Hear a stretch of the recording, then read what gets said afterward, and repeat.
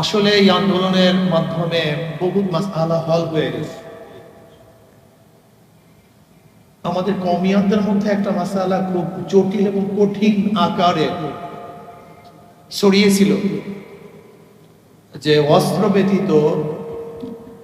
ব্যতীত কেতাল ব্যতীত কোনো কিছুই সম্ভব না।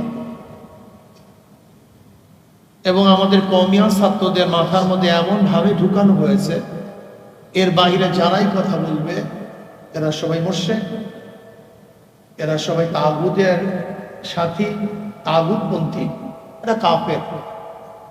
এমনকি আমাদের আহলে হক হাজার ওলামায়ে কেরামদেরকে আমাদের তোলাবারা ঘৃণা করা শুরু করছে। কিন্তু এই আন্দোলন প্রমাণ করছেন না, মানুষ এবং জনগণ সবচেয়ে বড় শক্তি। জনগণের চেয়ে বড় শক্তি কিছুই না, কোন অস্ত্র, কোন ট্যাঙ্ক, কোন বিমান জনগণের সামনে কিছু না। এটা প্রমাণ করছি। আমরা এতদিন বলতে চেষ্টা করেছি যে আন্দোলন, বিপ্লব, জেহাদ, কেতাল এ সম্পর্কে আপনাদের ভালো মতো গবেষণা করা উচিত। কিন্তু আমাদেরকে এমন ভাবে গালি দেওয়া হয়েছে যে চিন্তাও করা যায় না। আপনারা শুনছেন, দেখছেন কত ঘৃণা করতো আমাদেরকে, যে ঘৃণা শেষ নেই।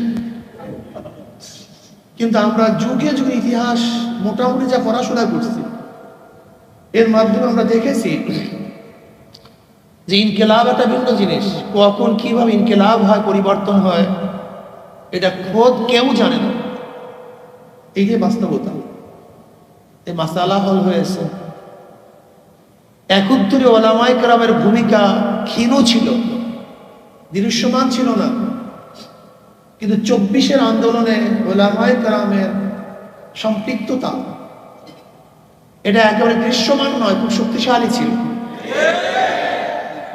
বরং আমরা তো মনে করি ওলামায়ে কেরামের সম্পৃক্ততার কারণেই সাধারণ মানুষ আরো বেশি উৎসাহিত হয়েছে,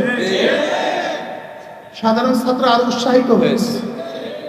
এই আন্দোলনে আমাদের সম্পৃক্ততা সম্পর্কে আপনারা সবাই জানেন। এই মাসালা হল হয়ে গেছে যে ওলামায়ে কেরাম আন্দোলনমুখী।